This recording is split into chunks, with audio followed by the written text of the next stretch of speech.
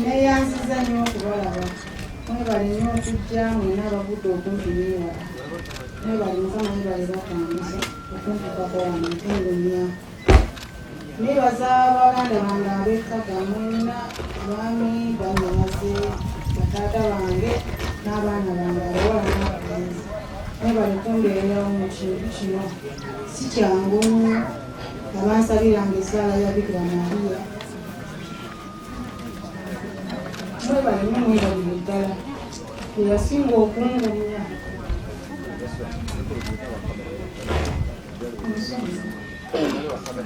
tubakana bebaza tulinze netulowooza nti olwokatagenda kujja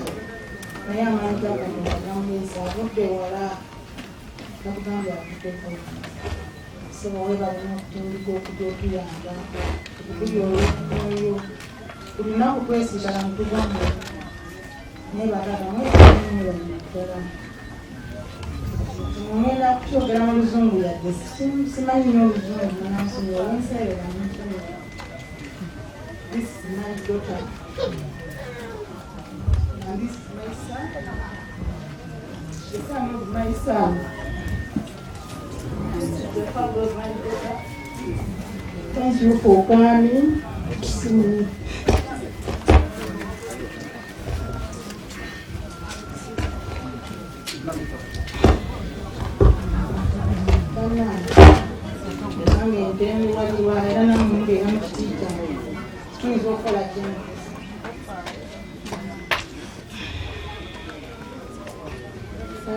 Na mama wange muteke msala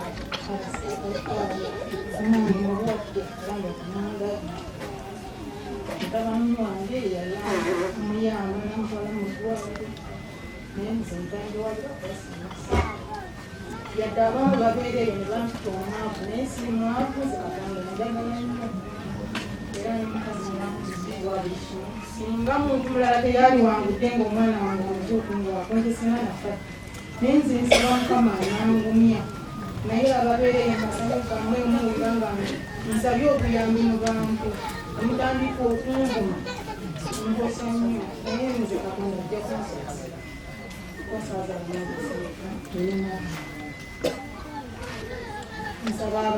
bakyala banange abambeereddewo bwasuza okukyuka nga kutumba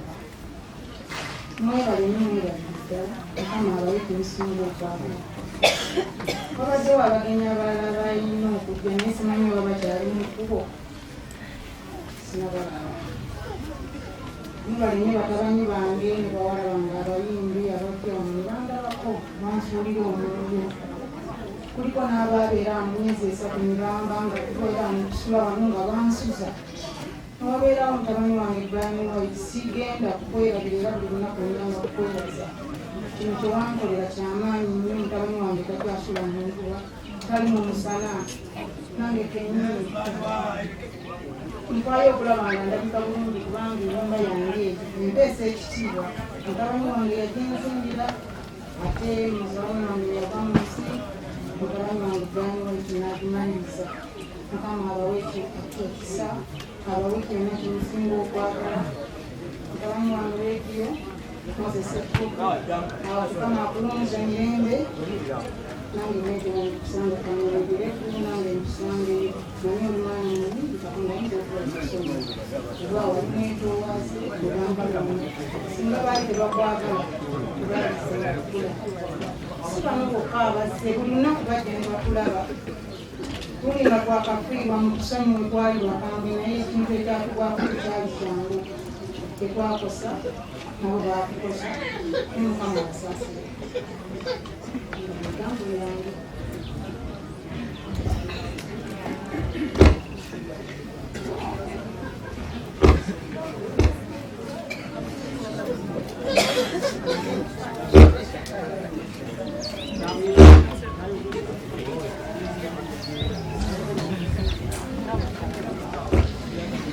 kale mwenna mwebale tubebaza maama waffe webale okutwala omutima ogw'obuzadde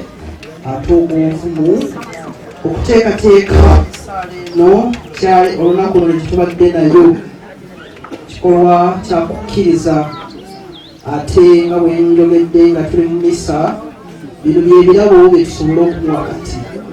tekuli kirala nnyo tuba nga mulaba ate engeri yonna yababatuukiridde ne babadduukirira ne babayamba kino nakiri tukyebaliza Katonda. N'olwekyo nammwe mubeere abavumu Katonda akyabaagala ate twongere n'okumusabira munnaffe oyo Omukama amuwumuse mirembe. Tugenda kubaawo n'essaala eno maama waffe tukusabire mu ngeri enjawulo ojja kusaba ojja wano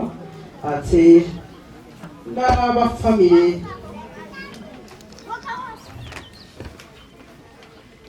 n'abafamire kansabe ffenna moyo de buena suma wese otwebembe nitumanya kutula wana wawe ai Mukama otwebembe erizoba twakusaba moyo imwe suma mweze otwebembe nitumanya kutula abana bawe ai Mukama otwebembe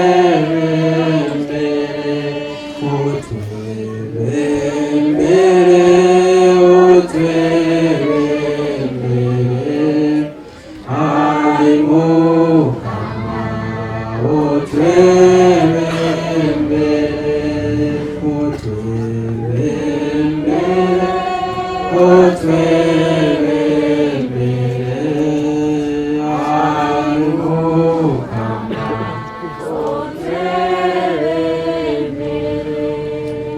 God our Heavenly Father, we know you are the source of every blessing in life. We know you are the one to fill the gaps where we fill the gap in life. We ask in a special way to bless this beloved daughter who experienced the gap for having lost the son. We know every blessing comes from you. Feel how is that blessing that will bring consolation in her life. Bring the consolation to the family members. Bring that consolation to all the loved ones of the late. Feel that consolation to these friends who are gathered here, who hail from this village, those who worked with him, and more so, those who are connected and attached to him. Bless them and bring that consolation upon them all, that today on they may begin to experience your love and comfort, because we know where you are, things move for the better.